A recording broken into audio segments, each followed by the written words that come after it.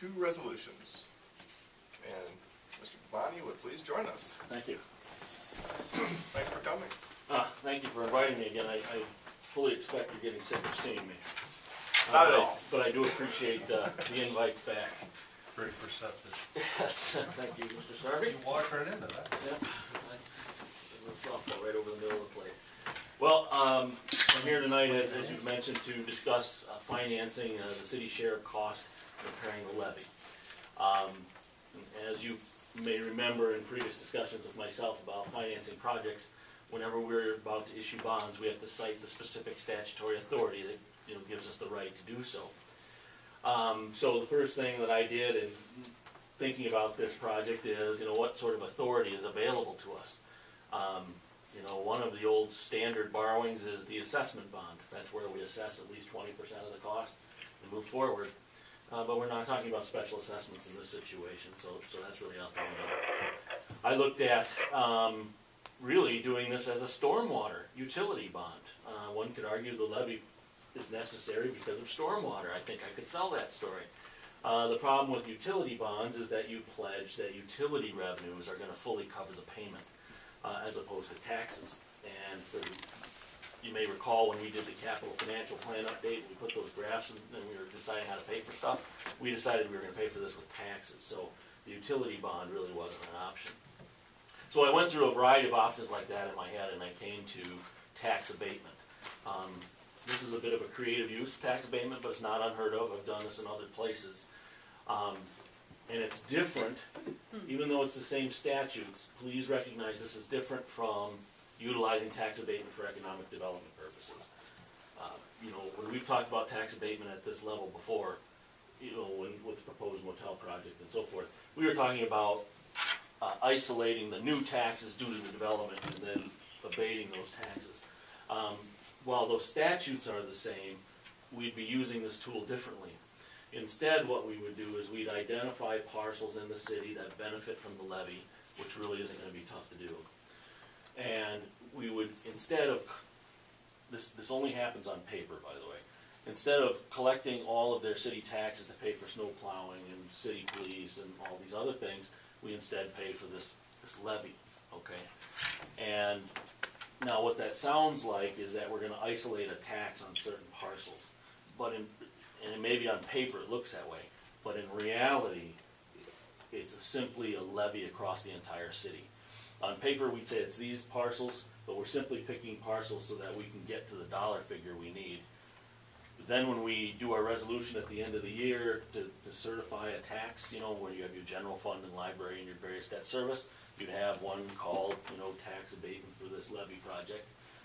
That dollar amount, whatever it is going to get spread across, and you can go to the county and verify this if you like. It'll get spread across the entire city, not just the parcels on paper. But by law, we have to at least go through the motion of showing it on paper which parcels were identified. So when we get to the end of this process, if we get to the end of this process, part of my job is during the public hearing is to explain to people if they see their parcel number in the paper that they're not being isolated for a tax.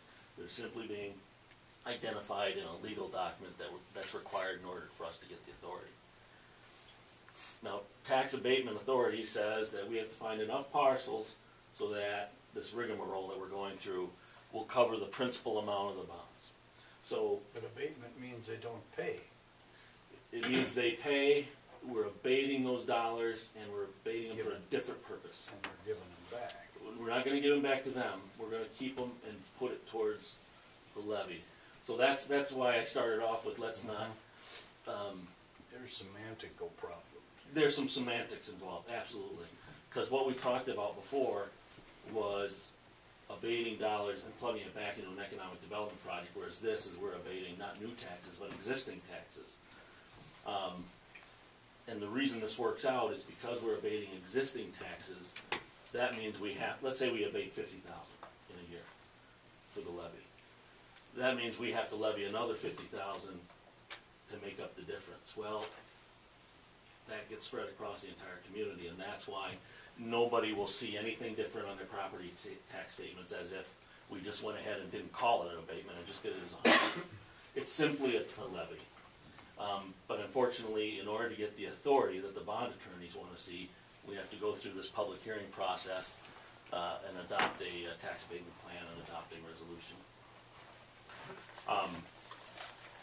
So we'll talk more about that as we go through this presentation, but that's the authority that I found.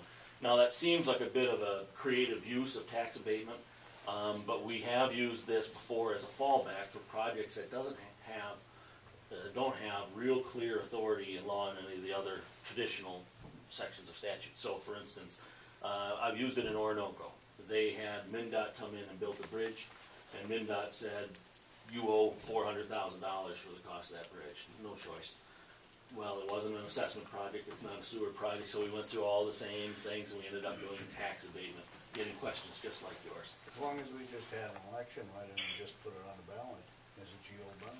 You could do it as a special election. I mean, we had an election on November, whatever it was. A year ago? No. No, just, no, November 8th? last week. Oh, and you could have put it on as a question, but here's the issue.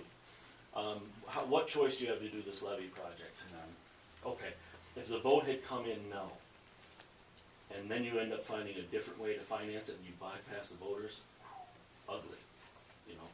I think also we would have had to have declared it way back September. You have to give like, there's We some. didn't even know the dollar amount True, back then, for True. sure. And we had talked about doing it in this manner, not necessarily the terminology, right. back last spring. In the end, ultimately what this is going to be is simply a tax levy on everyone each year to make the payment, which I'll show you on the spreadsheet to come. Just another example, St. Charles had to do some bike trails. Another issue that was a little hinky in terms of finding standard authority, we used tax abatement there.